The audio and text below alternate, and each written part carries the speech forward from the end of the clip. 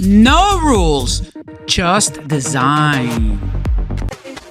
32,000 hand-placed Swarovski crystals on a hand-carved, original sculpted advertising Snickers piece.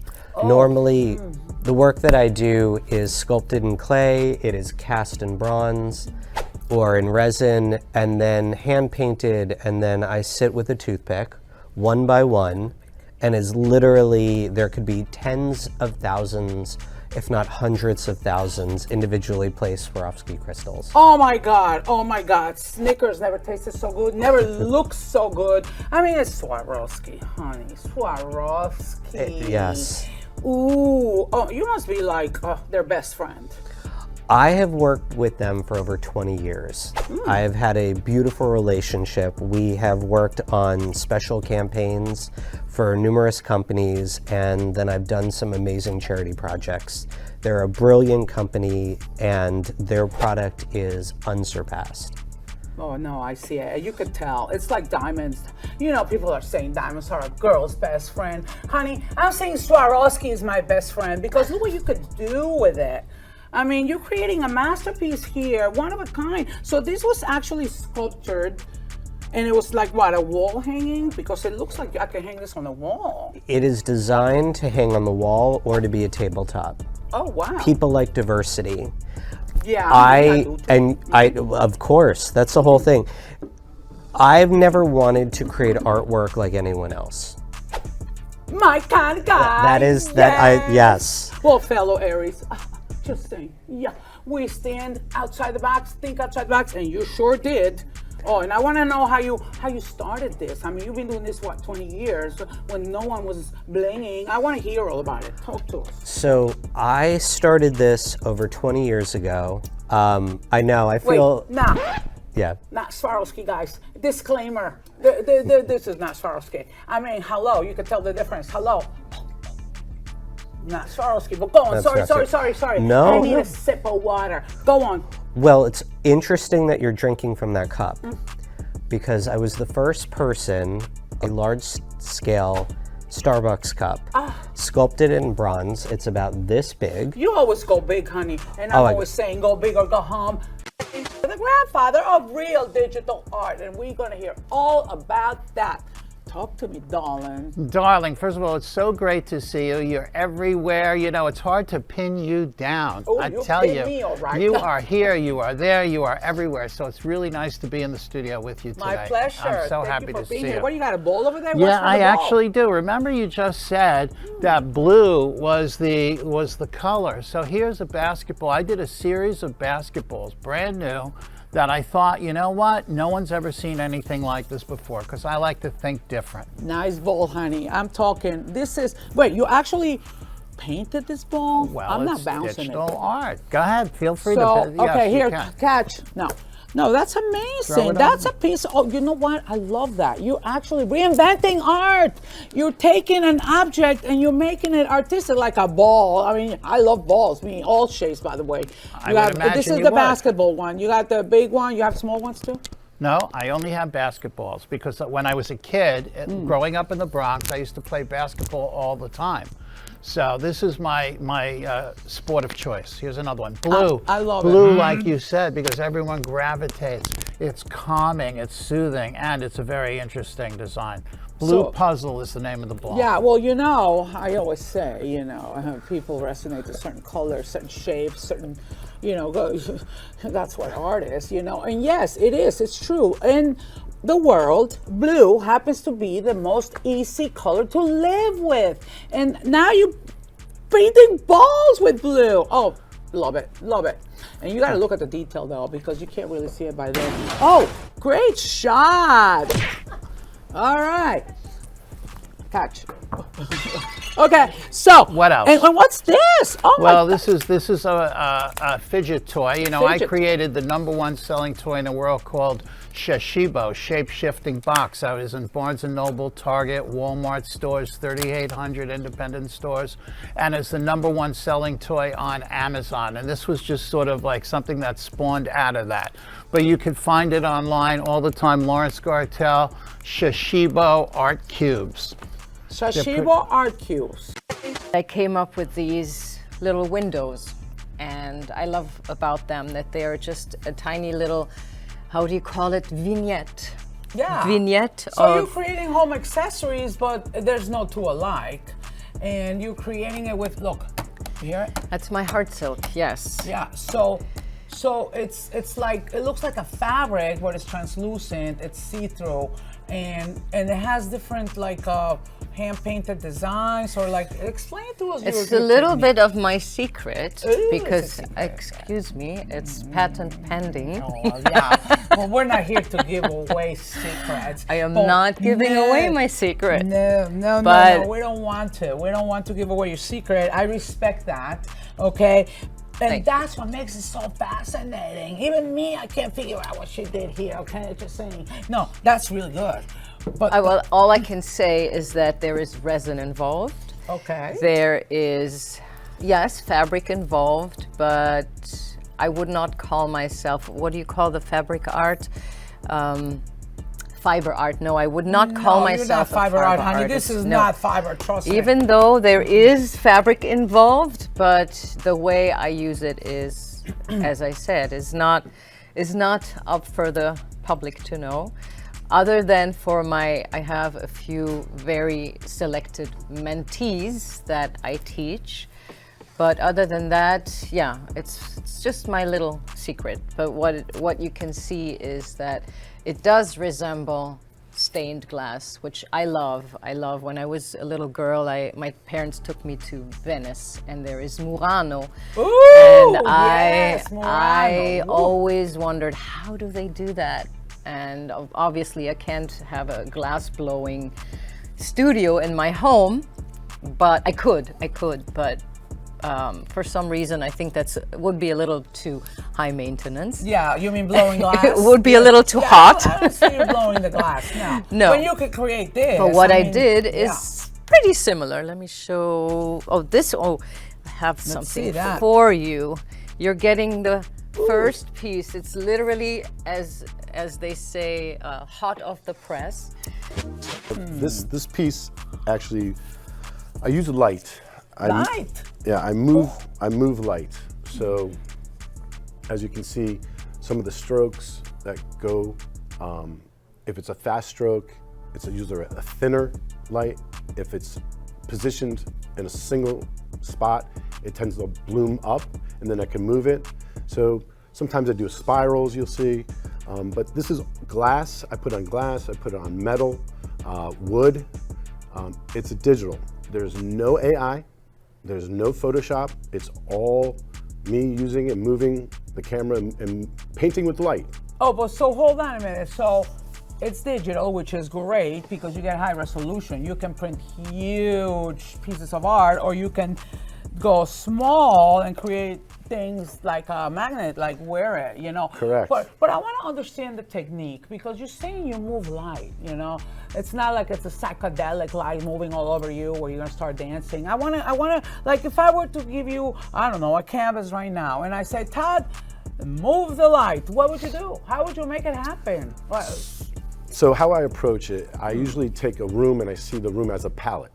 So when I see different colors or see with different lights, and I say, okay, this is an area that will bring me blue, or this is an area that I see will bring me red. And with those colors, I kind of blend them, and then sometimes I can even mix them. I can even take the reds and the blues, depending on what's in the room and what's on the palette. So Well, that gets purple. I'm loving that one already. Blue, red. Yeah, we're getting purple. So when you mix those two, but I keep trying to figure out how you move the light. The light is coming from above, if it's the sunlight or the LED lights or whatever. And let's say you take a painting. Do you move the paint, or do you throw light at it and move it? I mean, I would love to see you doing this, because the destination sounds even better than the final, you know, the actual, no, not the destination, the actual journey. Sounds better than the destination, just creating these things. We listen to the things that make sense, okay? That one didn't make sense. Have it your way? Yeah, we're gonna have it our way, and you sure have. I mean, look at this Chanel. Wait, I didn't mean that. Chanel. I mean, this Chanel, what is this, canvas? And then, or is it wood? I mean, how'd you do this? This is an aluminum canvas. I started with an illustration that I did of a Chanel bottle. And then literally I am there with my special adhesives from Swarovski, and I am literally one by one laying my stones. And the nerve-wracking part of it is if my lines do not line up, I've got to scrape them off. I was just They're watching. dead. I was just looking at that. Okay, I mean, these lines are straighter than on an architect's plan that I've seen. I mean, they are lined up straight. Each stone. You gotta look at this with a magnifying glass. Which I have a question. Do you use a magnifying glass to get to the small stuff? You would think that I would. I would be dizzy if I tried. All right, so what kind of glasses you got over there, honey?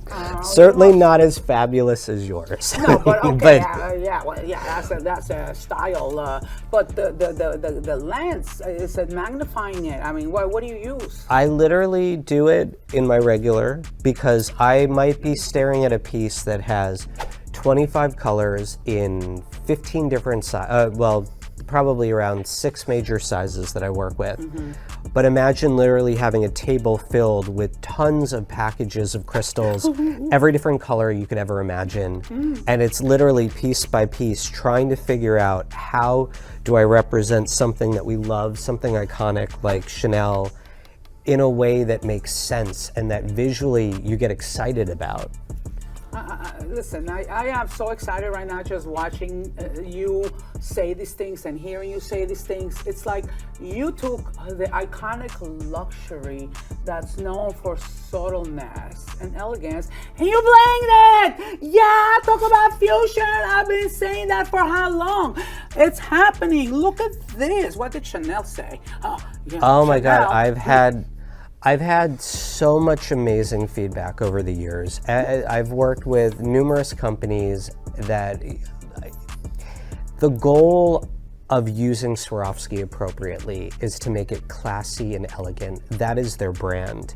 You can put rhinestones on something and it becomes very, very tacky. I am so meticulous because there is the legacy. There's a legacy of fine art, but you're also celebrating the history of an incredible brand and then honoring so many wonderful brands throughout history. Yes. You want to know something? I could see this as a fabulous accessory on a cocktail table. I would probably get 3 of them because we need to go high.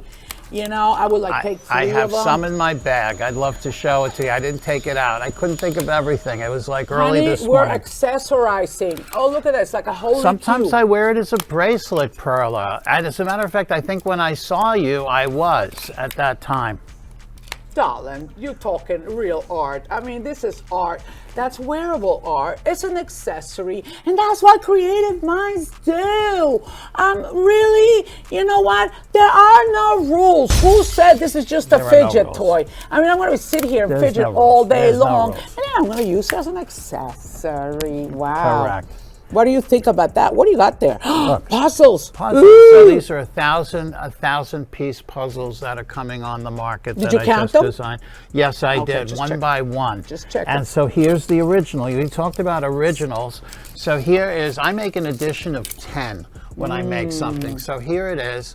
It is the Dalmatian. The Dalmatian turned into a puzzle because everyone should have one. Well, I'm taking this Dalmatian because I've been called Perla many times, and it's not because of my glamorous fashion. It's because I always say, I want it now. I want this now. Thank you.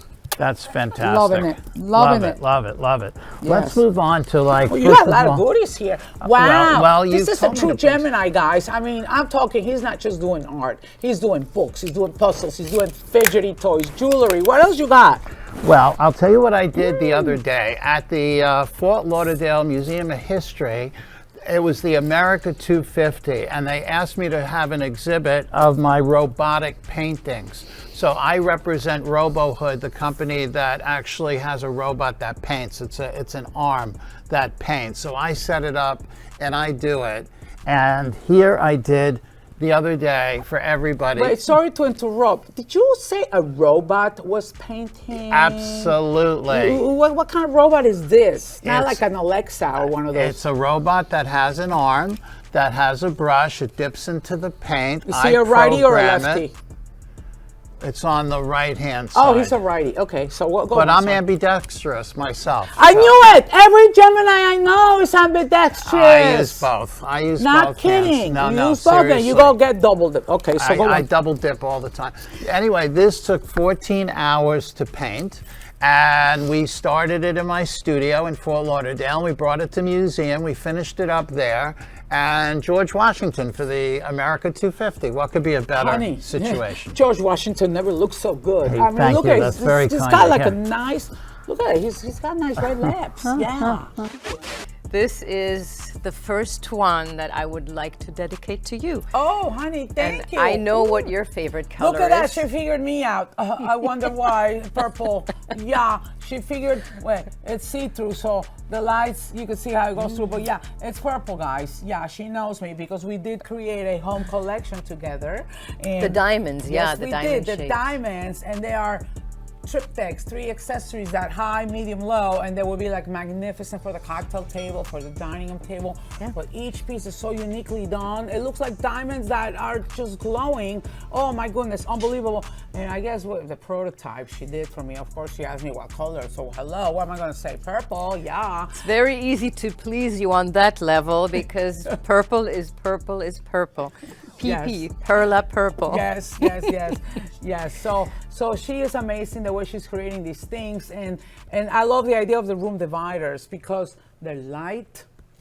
I mean, this is going to be hung on the wall. We're going to hang this, and we're going to backlight it, side light it. But when you start looking at the technique, it's not like it's just like it's design within design within design, and then the textures.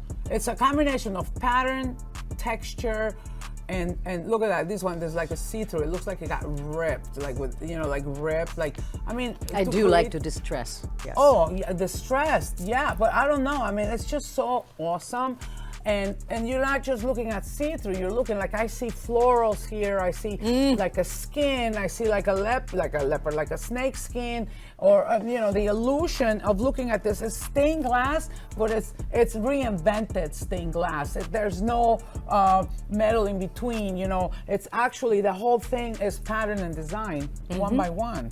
Yeah, and I'm you not know- asking for the secret, but I wish I knew because I've been doing it too. No, I no, will. I'm I will kidding. tell you later when No, we drink it's a coffee, amazing. maybe.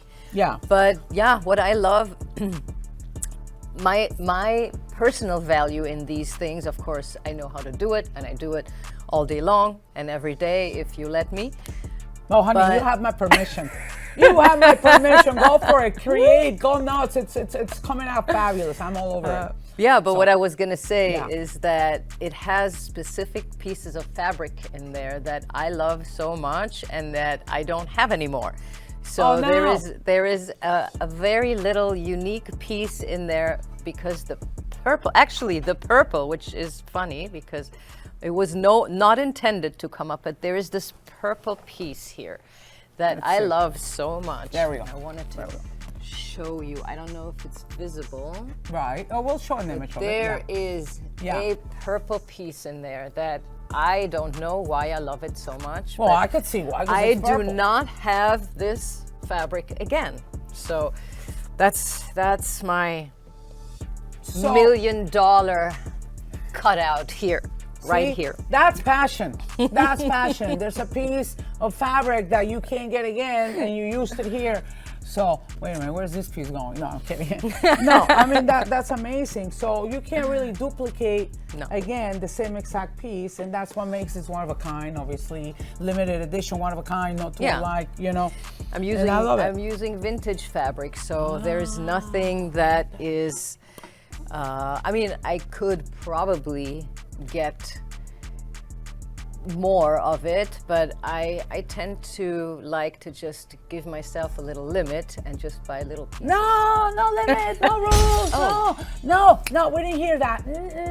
If I give Scratch you it out. I mean, listen, I have gorgeous fabrics like silk scarves and stuff like that. How about if I give you a silk scarf collection and you go ahead and create a whole thing around it? Why not? I mean, that's where you come in. Absolutely. You know? Well, there you go. Why not? But then you have favorite pieces that you would never trade in, right? You have your favorite pieces. Well, do you have your favorite but pieces? if I'd rather have a piece of art with it by Anat, I mean, it's sitting in the closet. I have this, I'm going to say a Versace scarf or an Escada. Imagine what you can do with that. Think about it. You have one scarf? I'll give you one. I don't believe you that you only have one scarf. I'm not normal, honey. You know that by now. I don't want to see I went your through closet. my scarf. No, you don't. I went through my scarf moment, okay? I have enough scarves for you to do a whole showroom of these, okay? No, I'm not kidding. And you can do your thing. Well, if You they mix are them. silk scarves, then there you go. We have HardSilk. Oh, so silk. Well, is that what we're not giving secrets away here, but we're inspiring, and definitely she's creating unbelievable things with it. Not just art, accessories, room dividers, not shower curtains. What do you call them? No, not shower curtains. No, the good part is you can get them wet. If I took a hose and I hose True. this down with water, True. what would happen to this art? Nothing. Nothing. You just dry it off. Absolutely. Right? It's very low maintenance. Like that. Very low maintenance, very lightweight. Psychology of color. bougie. You're using all the adjectives that if you were to Google blue, what does it make you feel? Emotions, you use them. Calm, calming, la la la la la la. That's what's happening. You're bringing your emotions into your art. Now, if I were to say to you, now I need something fuchsia.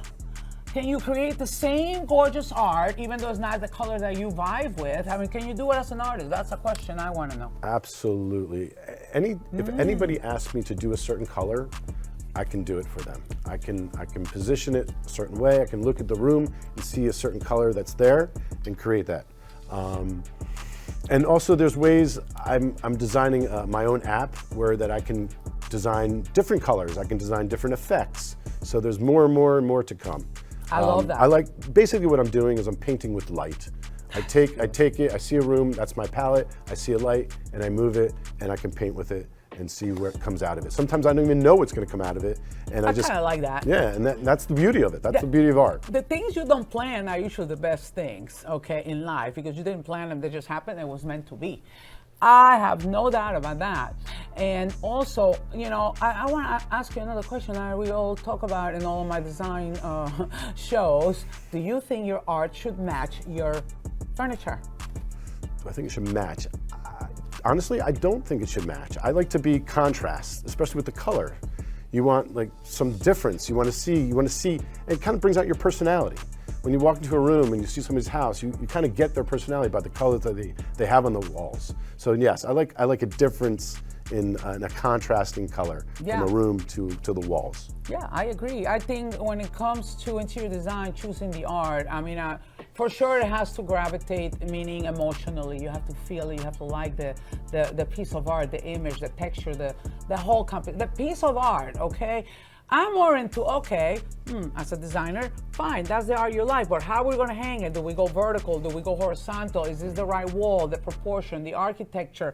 You know, put it somewhere where it's not fighting something else, you know, make it important if it's an important piece. You know, there's so many other things as a designer that I'm thinking about, but you as an artist, you're thinking differently because you're creating each piece. So you're thinking, how you're gonna take that color, move it with your light and create something, and then let's see what comes with it, and then you're gonna know if it's worthy or not. I mean, yes, no, maybe. Absolutely. There you go. There you go. So. And okay. another thing people don't realize, this is a still, but I have this in movement, so you can actually see from beginning, middle, and end of how this became. I have an Instagram. You can see, and I also put some of the movement to music. So wait, did you say music? Correct. Yes. So depending on the music that's playing, like if you're playing classical music, your art's gonna end up being very chill and relaxed. Right. Or if you're playing like heavy metal, what happens? What does the art look like when you're done? Correct. It actually affects it. Absolutely. The greatest gift that I have as an artist is watching a 90-year-old or a 9-year-old experience the artwork the same. There's a magic. You walk in and the light dances off these crystals and immediately there's that wow, which is totally synonymous with the work that you do too. But it's, you know that someone walks into a room and they come alive internally, and that's why it can't just be an actual everyday little object. That's how you know you're a true artist. When you make a difference, when you hit those emotions. Whether it's what you said, people walking into one of my rooms that I did, but when they see the piece that would have normally not have all of that light, all of that sparkle, the movement, it feels like it's moving depending on, I mean, you can't really see it on the screen, but I stand here, it looks, I mean, it's like diamonds, you know, there's diamonds. I say that light dances off of them. You could have one light on in a room, and from a distance, it will still shimmer. And then if you light it up, it's even more, but this is, it's amazing how you can turn something ordinary that we take for granted, a Snickers bar. Extraordinary. Yes. Yeah, turn ordinary Always. into extraordinary, and you're doing it one little stone at a time. Wait, one little Swarovski stone at a time, and you're creating masterpieces. I'm curious. Okay, I know they want to know. Don't you want to know? Yeah. They want to know. How much would something like this cost, and let's say in your art gallery or if Art Basel, let's say, how much would something like this cost? It depends on the size and the complexity of the piece. I need to see that one. So on my Instagram, it's Todd Wax Studios. That's the Instagram. You will see a lot of my work that's in movement to music, and the music goes, and the movement goes to the beat of the music. So you'll see a lot of that, a lot of different colors, and you'll see different genres of music, from funk, soul, blues, rock, all. Please take a look and see. Well, I think you guys will really enjoy it. Yeah, no, that actually makes sense, because if I'm trying to imagine you doing your art, and all of a sudden you're playing like a very like Vogue song, like that, like Madonna Vogue, I could see you going like that, you know? And all of a sudden you have something more like, again, I'm gonna go with a classical. Are you falling asleep with a classical? So you could probably see the difference in the strokes from one to the other. That's absolutely. So when I do, Interesting. when I do these pieces, I'm listening to music. And a lot of times I take that music that I listen to and put it into on my Instagram. So it kind of flows well because I'm moving to the beat, and people can feel it. They see that its movement is to the beat. So, and my movements are either tilts, jabs, arcs. There's a lot of, you know, shimmy.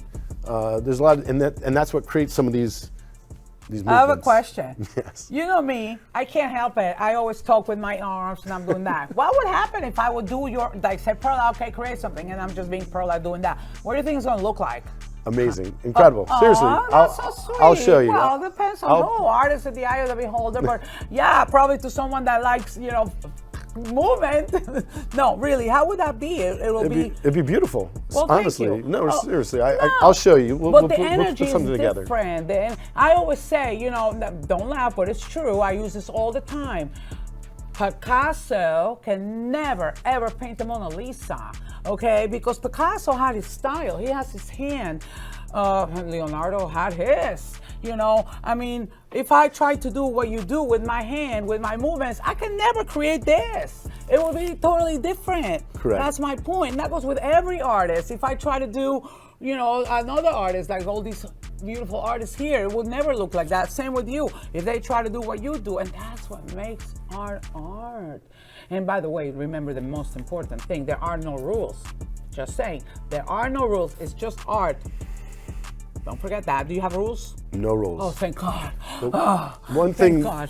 thing that I really want to do is teach kids, the children, how to learn from and know about abstract art and know more about the arts. I think children, they learn about reading, math. Those are the skills that are being taught. What about the arts? Why not talk about contemporary art? Why not talk about abstract art and teach these kids? I'd be more than happy to donate my time to go to schools and do that for the community, for the community, absolutely.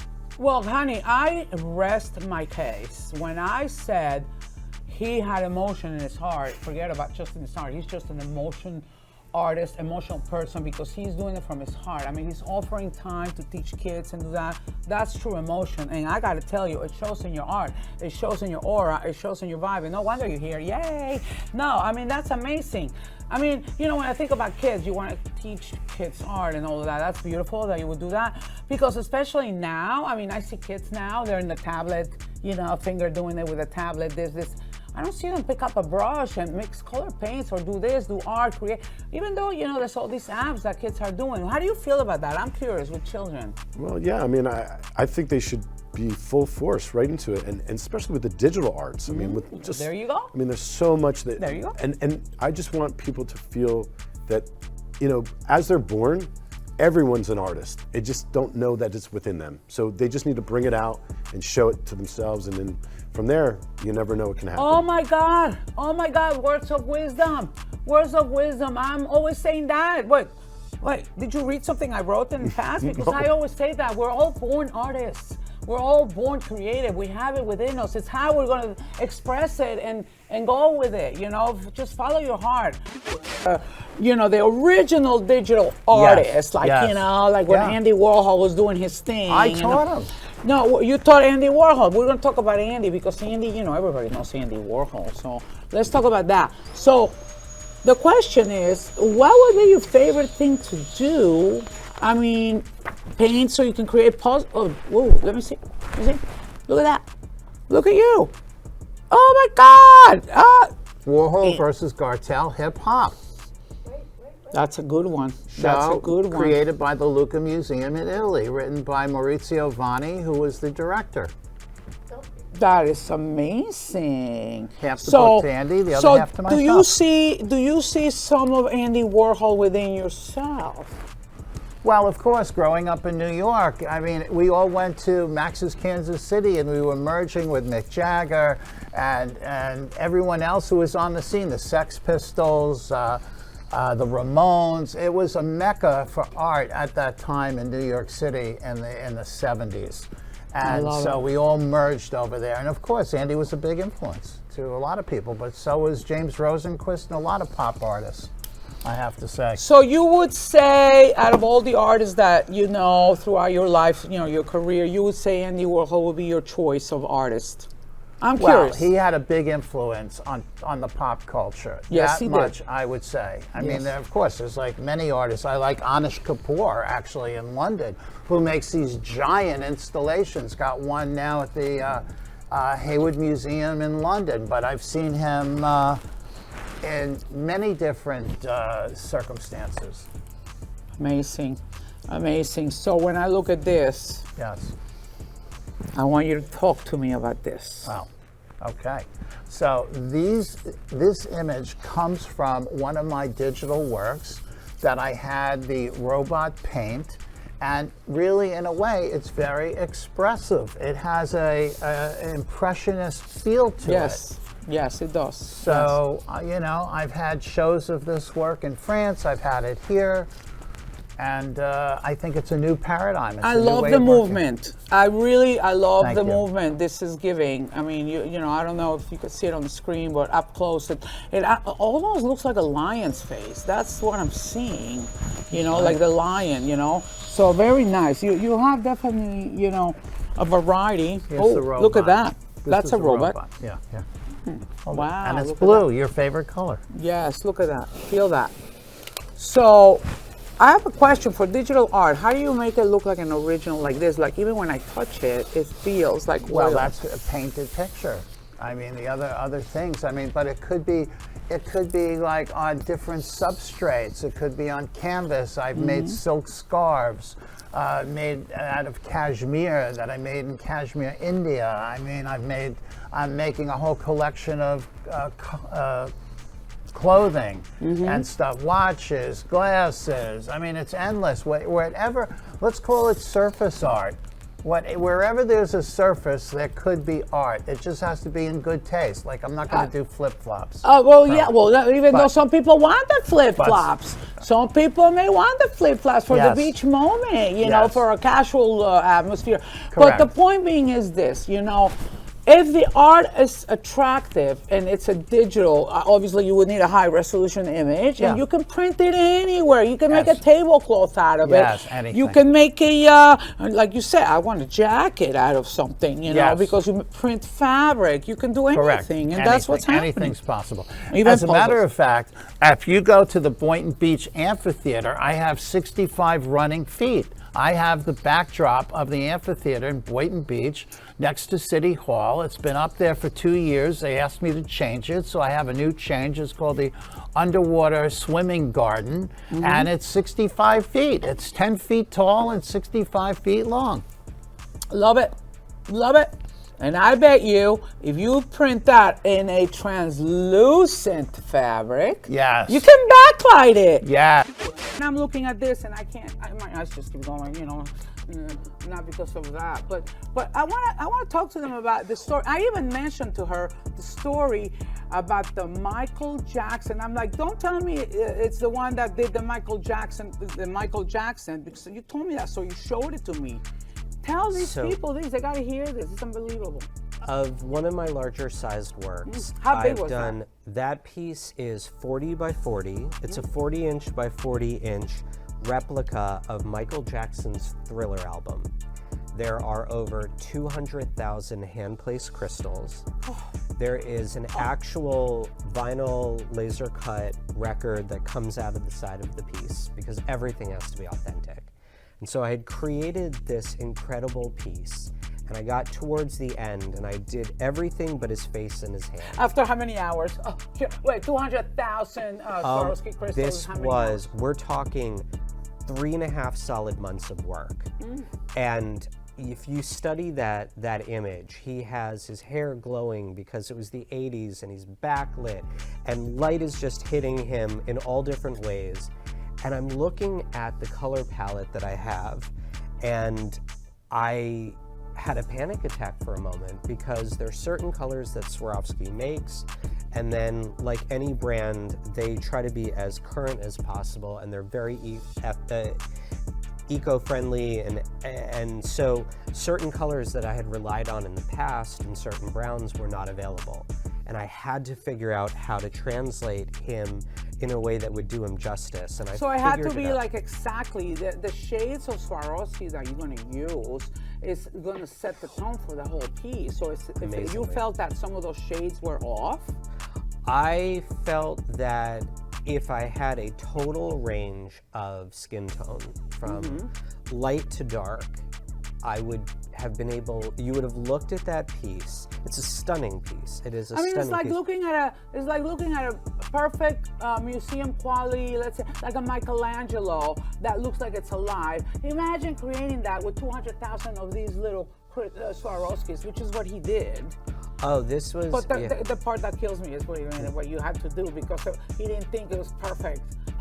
What did you do? Rip them out? I had to take an X-Acto knife, and in three different attempts, take off the stones and replace them in a way that would do justice to him. And so that was one of the most complicated pieces. How hard is it removing the crystals once they're on? I mean, my adhesives are really good. Oh, and so there is nothing worse than watching you painstakingly have to pry a crystal off and watch it fly into the universe. That's painful. I mean, I can't go back and do the same thing twice. You witnessed that one. I can't go back and do it again. I admire that. I admire that. That's perfection. But it's not like you took an eraser and erased a little bit of the sketch, or or went over with a different oil color like we do, when you paint. This is pulling actual crystals, starting over and lining a map. What about that? Oh, it's lining everything. There are about 6 or 7 different size crystals I work with. I never want anything just to be easy.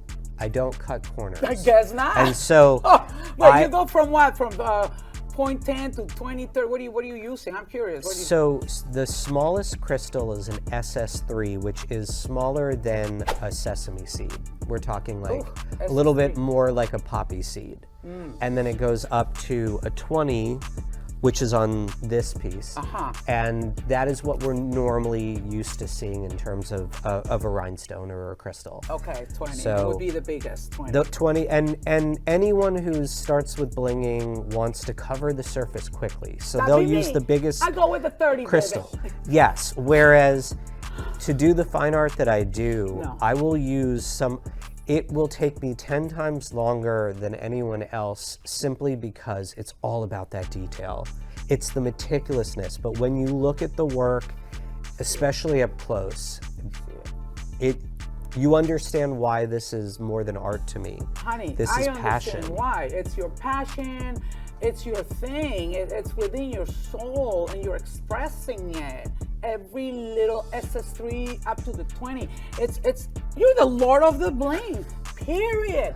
That's it. I'll say no more. And he's creating all these different newer pieces. What are you creating now? I mean, we got all these different things we're talking about. What's your newest masterpiece? Let's talk about that. I am working on a very special commission for a very special collector. Ooh.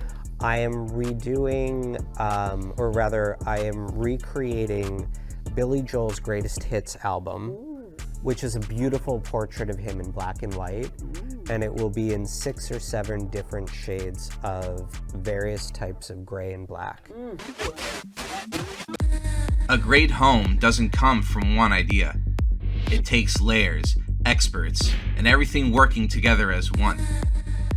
And you just saw what most never show. The real process, the real conversations, and what actually happens behind the scenes. After 42 years in design, Perla Lichi is bringing to you uncut, unedited, and with no rules, because that's where true creativity lives.